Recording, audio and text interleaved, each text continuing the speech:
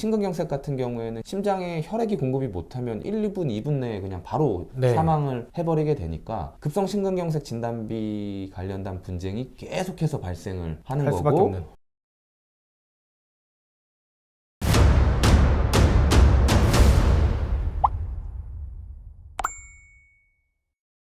안녕하세요. 뉴스포트 보험 전문 기자 김승동 기자입니다. 안녕하세요. 한손사 채널을 운영하고 있는 손해사정사 한상훈입니다. 심근경색 같은 경우에 굉장히 급하게 심정지가 와서 사망하게 됩니다. 이 경우에 병원에 이미 갔는데 숨이 꼴딱꼴딱 하거나 사망을 한 채 병원에 갔을 경우에 어떤 원인으로 사망했는지 찾기가 되게 쉽지 않아요. 특히 심근경색 추정이라고 의사가 사망 진단서에 써버리면은 보험사는 심근경색 추정만으로 심근경색과 관련된 보험금을 지급하지 않겠다라고 주장할 수가 있거든요. 이럴 경우에 어떻게 해야 되는지 손사님께서 좀 말씀을 해주셨으면 좋겠습니다. 심근경색이 무언지에 대해서 저희들이 조금 먼저 알아야 되는데요. 심장에는 혈액을 공급하는 관상동맥이라는 게 있습니다. 대표적인 세 개의 혈관이 존재하는데 이 관상동맥이 죽상경화증과 같은 그 혈액 내 찌꺼기 때문에 좁아져 가지고 심장에 혈액이 공급되지 못해서 심장 근육에 괴사가 발생하는 이 질환을 심근경색이라고 하는데요. 심근경색이 진단을 하려면 다른 어떤 검사보다 혈액 검사가 제일 중요해요. 그렇죠. 왜냐하면 괴사가 인정이 돼야 되니까 괴사가 되면 심장 근육에 있는 세포들이 혈액 내에 둥둥둥 떠다닐 거고 혈액 검사에서 심장 근육의 괴사로 확인되는 CKMB나 트로포닌이라는 수치가 있거든요. 네. 그런 것들이 확인이 안 되면 보험회사에서는 이제 보험금을 지급할 수가 없는 없다. 거고 예. 병원 입장에서는 그러면 사망한 채로 발견된 사람이거나 사망에 준한 상태로 병원에 병원에 왔을 응급실에 온 사람한테 혈액을 뽑고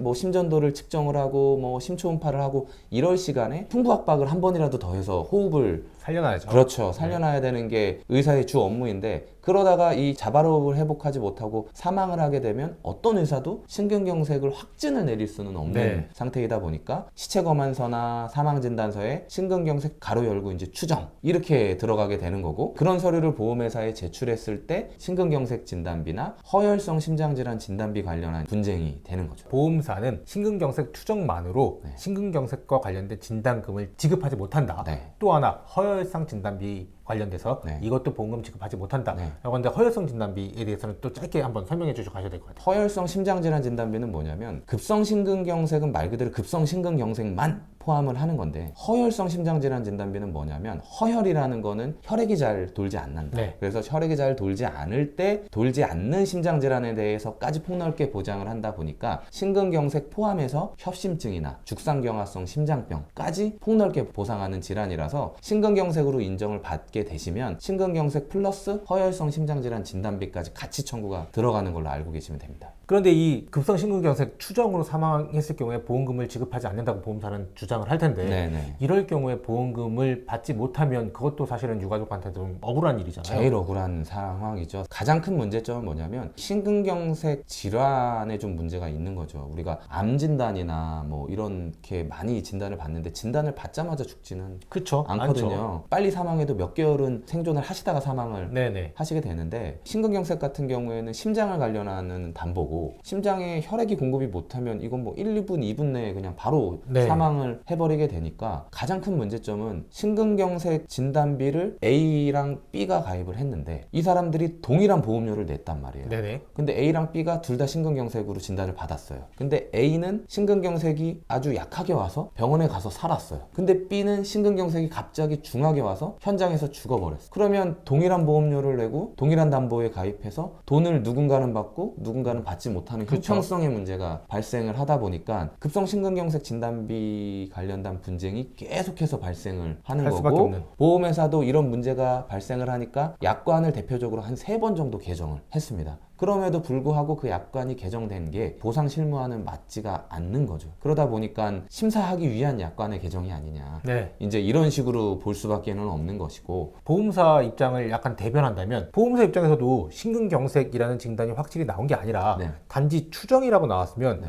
보험금을 지급하는데 문제가 있을 것 같아요. 그냥 보험금을 지급하고 싶겠지만 네. 만약에 그냥 다 지급하면 배임에 걸릴 수도 있거든요. 네. 추정이라고 되어 있는 거를 확진으로 바꿔야 될 텐데 그래야지 보험금을 지급될 텐데 이렇게 할 수 있는 게 뭐가 있을까요? 분쟁이라는 단어를 쓰고 있다는 거는 말 그대로 돈을 받을 수도 있고 받지 못할 수도 있는 그렇죠. 그런 상황인 거죠. 네. 그런데 정말 받을 수도 있음에도 불구하고 못 받으시는 분들 있으니까 이런 영상을 저희들이 촬영을 하는 거고, 심장마비로 사망한 사람이 형평성에 어긋난다. 난 이걸 가입했고 보험료를 잘 내고 있었다. 그러니 심근경색으로 추정이 되니 돈을 달라. 이거는 해당 사항이 없는 겁니다. 그쵸, 예. 그래서 저희들이 주장을 하는 거 말씀하시는 거대로 추정의 정도가 의학적으로 어디까지 정말 추정을 하느냐가 제일 핵심인데 네. 그 핵심적으로 판단이 되는 거는 세계 심장학회 진단 네. 기준이에요. 그 세계 심장학회 진단 기준이 뭐냐면 2018년도에 개정이 된 게 뭐냐면요. 첫 번째로는 무조건 어찌됐든 트로포닌 수치를 봐라. 임상적으로 심근경색 진단이 오면 환자가 가장 먼저 호소하는 게 뭘까요? 심장이 쪼이듯 아프다? 그렇죠. 네. 심근경색에 준하는 임상적 증상이 있고 트로포닌 수치가 올라가면 진단을 내려라. 트로포닌하고 CKMB 두 가지가 있는데 트로포닌은 심근경색이 발생이 되면 바로 즉각해서 올라가요. 근데 CKMB는 조금 나중에. 바로 사망한 사람들은 트로포닌 수치가 굉장히 높겠죠. 중요하겠죠. 네. 트로포닌 수치를 가지고 이제 분쟁이 되는 건데 기준이 100이다. 네. 그러면 99까지라도 올라가면 네. 기준치를 안 넘어도 네. 이거는 심근경색으로 진단을 내려라. 라는 게 이제 타입 1. 근데 이 추정 사람들은 어떻게 하냐? 그래서 그 심장학회에서는 전형적인 심장 통증이 있고 네. 심근 효소를 검출하지 못한 네네. 사람들까지도 진단을 내릴 수 있다. 그 이제 세계 라고 심장학회가 얘기를 하고 있는 거죠. 제일 중요한 게 정말 목격자도 없어. 이 사람이 갑자기 죽어서 발견됐고 정말 목격자도 없어. 그럼 이 사람이 정말 전형적인 심장 통증이 있었는지가 알 수가 없잖아요. 없죠. 예. 그러면 심근경색으로 추정할 수도 없고 의사도 네. 그냥 심장마비 단순히 이렇게 되는 건데 심근경색 추정이라고 의사들이 써주는 경우는 이 사람 정말 심근경색일 수도 있겠다 라고 볼 수 있는 경우니까 그런 전형적인 흉통 호소를 했다는 거죠. 주변 사람들이 같이 병원에 가게 되니까 이 사람 갑자기 쓰러지는데 여기 가슴을 붙잡고 쓰러졌어요. 뭐 심장이 쪼이듯이 아프다고 했어요. 뭐 밥을 먹었는데 그 다음 너무 가슴이 답답하다고 했어요. 막 이런 진술을 하시거든요. 네네. 그러면 이제 의사는 이 사람이 약간 심근경색일 수가 있겠다. 있겠구나. 생각해보세요. 이게 움직이다가 그냥 팍 멈춰버리면 윽 해서 죽지 막 쪼여와 이러지는 않거든요. 그런 부분이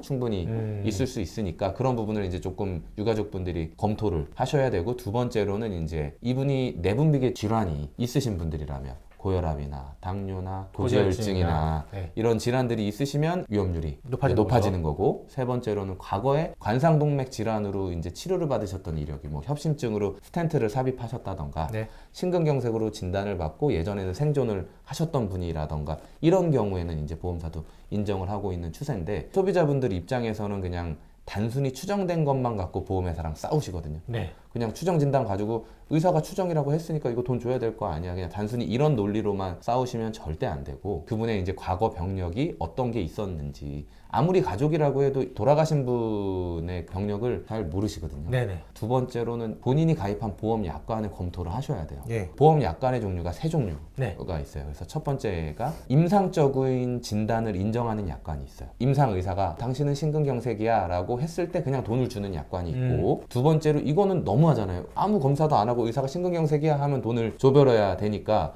보험회사가 그 다음 약관을 개정한 게 뭐냐면 이학적인 검사를 넣었어요. 심전도 뭐 이런 것들, 혈액검사, 관상동맥 조영술 하고, 다만 피보험자가 사망해서 이런 검사를 못했을 때 네. 문서화된 기록으로 인정하겠다. 과거 병원의 이력. 아니죠. 심근경색으로 진단받고 치료받고 있음을 인정할 만한 문서화된 기록으로. 그 문서화된 기록이 과거의 병원 기록들 아닌가요? 지금 너무 헷갈리시잖아요. 네네. 문서화된 기록이 뭐야? 이런 생각이 드시죠? 네. 제가 말씀드린 게 그 부분이에요. 이 두 번째 부분에 이런 검사를 해야 돼. 이런 검사를 못했을 때 피보험자가 급성 심근경색으로 진단받고 치료받고 있음을 증명할 만한 문서화된 기록. 기자님도 모르고 저도 이해가 안 되죠. 그러면 이건 말 그대로 약관의 작성자 불이익이 되는 네. 거죠. 그렇게 돼서 이런 상품이 있으실 수도 있고, 세 번째로는 이거 본인들이 불리해요. 약관 조항이. 네. 그러니까 보험회사가 약관 바꾼 게 부검을 넣은 거죠. 부검과 과거의 심근경색으로 치료받았던 기록이 있으면 돈을 주겠다 네. 라고 하는 건데, 그럼 여기에도 맹점이 있는 게 뭐냐면 부검은 내가 원한다고 할 수 있을까요? 유가족이. 사망사고가 나면 경찰이 개입할 수밖에 없죠. 그렇죠. 그러면 경찰에서 확인하는 건 이 사람이 심근경색인지 아닌지를 보는 게 아니잖아요. 이 타살인지 사람이 아닌지. 타살인지 아닌지만 보는 거지, 가해자가 있어서 그 가해자를 처벌해야 되는지만 보는 거지. 그렇죠. 그 외부에 흔적이 없고 혼자서 사망하신 경우면 빨리 장례 치르라고 이 시신을 유족에게 인도합니다라고 해서 그냥 바로 인도를 해버려요. 있잖아요. 그러면 경험 없는 상황에서 보험증권 봐가지고 심근경색이 있으니 경찰한테 찾아가서 부검을 해주십시오 이러는 것도 그렇고, 한국인의 정서상 사망 환자의 시신을 막 훼손을 한다는 게 쉽지가 않아요.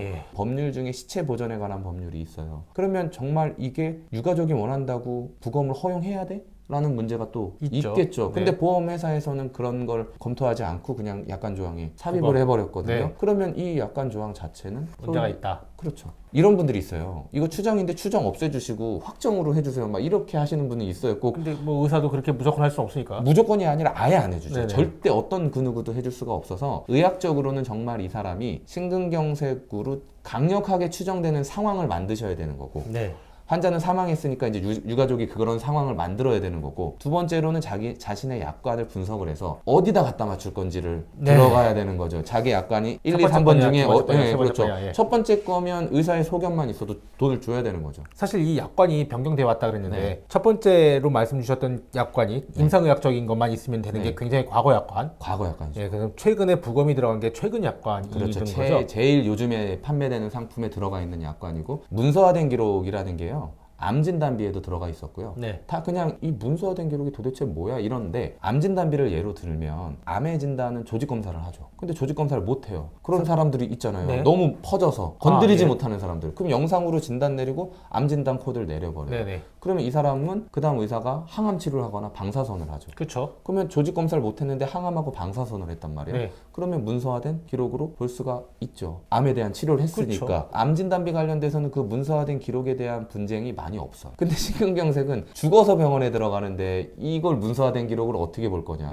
그런 상황이 안 생기는 진단비를 만들어 놓고 말도 안 되는 약관 조항을 넣게 돼버린 거니까요. 그럼 문서화된 기록을 만들 것 같으면 그 전에 이학적인 검사를 했겠죠. 그 사람은 심전도를 하든 혈액을 뽑든 그런 상황이 되는 거라, 자기 케이스가 어떤 케이스에 맞춰서 보험 분쟁을 진행을 해야 될지는 청구하기 전에 먼저 반드시 검토를 하셔야 돼요. 실제 이제 처리했던 사례 중에서 급성 심근경색 추정으로 사망을 했는데 다툼이 보험사에 유리하게 됐다가 받은 사례가 있을까요? 네, 있습니다. 어떤 최근에 좀 안타까운 사례죠. 사망하셨으니까요. 중국에서 사업을 하시다가 늦게 자녀를 보셨어요. 66세 정도 되셨는데 자녀분이 20살밖에 안 돼요. 이제 막 대학에 입학하셨고 65세까지 한국에서 열심히 일을 하셔서 정년 퇴직을 하셨어요. 정년 퇴직을 하고 쉬셔도 되는데, 정년 퇴직한 날 바로 다음 날 주변 지인의 권유로 일당직으로 나가신 거예요. 이제 어떤 걸 하셨냐면 산으로 가셔서 태양광 사업 일용직으로 이제 일을 하신 거죠. 설치하는 걸 산에다가. 산이 되게 중요한 거죠. 병원이 머니까. 그렇죠.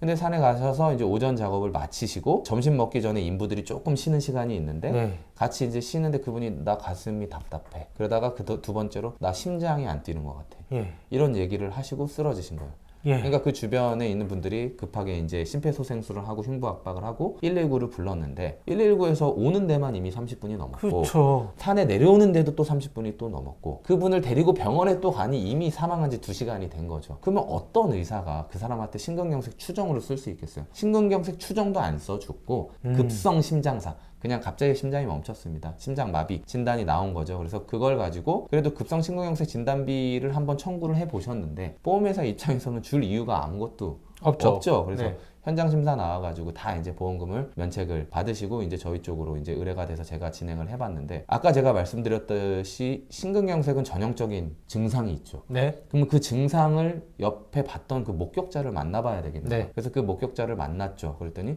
그분이 자꾸 여기가 쪼여든다, 이렇게 심장이 쪼여드는 것 같다라는 말씀을 하셨다는 거예요. 그리고 의식이 있으셨다가 바로 이제 의식이 나가셨다. 아, 그러면 이거 좀 목격자 진술을 좀 해주십시오. 그래서 진술서를 저희가 좀 받았어요. 그걸 들고 응급실 의사를 찾아갔죠. 그래서 응급실 의사 선생님한테 봐라, 당신은 죽어서 온 사람만 봤지만 이 사람은 이전에 고혈압도 있고 당뇨도 있어서 이렇게 치료 내역도 있고 사망하기 직전에 본 진술에 의하면 심근경색의 전형적인 양상이 있었다. 이런 경우면 심근경색으로 진단이 아니라 추정할 수 있느냐 없느냐. 아, 그러면 추정 정도는 할 수 있다. 본인 입장에서. 그 시체 검안서는 절대 변경이 안 되거든요. 심장사로 내린 건 알겠고 소견을 좀 써줘라. 그래서 소견을 좀 저희들이 받았고요. 그거에 대한 근거는 아까 말씀드린 거대로 2018년도 세계 심장학회에서 나온 진단을 근거로 저희들이 보험회사에 청구가 들어갔고, 보험회사에서도 이걸 그냥 줄 수는 없다. 우리도 그러면 의료자문을 가보겠다라고 해서 의료자문 가는 거에 대해서 저희가 동의를 하고, 대신 심장내과로 진행을 하자. 그리고 질문을 협의를 했죠. 심장학회 기준으로 이 사람 심근경색으로 줄 수 있느냐 없느냐라는 부분에 대한 협의를 했고, 두 번째로 치료를 받다가 사망하신 분도 아닌 의무기록을 본 의사가 어떻게 심근경색 진단이냐 아니냐를 볼 수가 있겠느냐, 추정이어도 보험금을 지급할 수 있겠는지, 보험회사는 그 과정에 대한 협의를 했고, 보험회사 입장에서도 다행히 그분 보험이 매우 오래된 보험이었고 보험료도 잘 끊임없이 잘 성실하게 납부를 하셨던 분이었기 때문에 우리 입장에서도 좋은 고객이었고, 심근경색 진단이 어느 정도 강력한 추정 정도로 나온다면 보험금을 지급할 수 있다 라고 합답을 받아서 유가족분들을 설득을 해서 의료자문을 갖고, 그 의료자문 결과를 토대로 보험금이 전액이 지급이 된 사례가 있습니다. 그럼 이 사례 같은 경우는 네. 아까 말씀 주셨던 약관 중에서 1단계 과거 거에 대한 약관인가요? 그분이 상품이 두 개가 있었는데요. 네. 이게 1단계도 있으셨고 네. 2단계도 있으셨어요. 그래서 각각 좀 달리 주장을 했죠. 그래서 약관에 대한 해석에 대한 문제, 형평성에 대한 문제, 그런 부분에 대한 문제 제기를 해서 대부분 지금 이런 건들은요, 보험회사에 내부 규정이 조금씩 있어요. 네, 있어요. 네, 내부 규정이 있어서 그 내부 규정에 대부분 혈압이나 당뇨나 이런 것들이 있으시면 웬만만 하면 이제 보험회사도 지급을 하려고는 하는데, 초기 대응이 되게 중요하죠. 어찌됐든 현장 조사 하시는 분들은 보험금이 지급이 안 나가는 방향 쪽으로 움직여야 되니까, 그런 병력이 있더라도 이거는 아니다라는 근거를 마련을 해놓고 마지막으로 통보가 들어가다 보니까 않보험회사 현장 조사자를 사실 만나기 전에 모든 걸 준비하시는 게 제일 좋아요.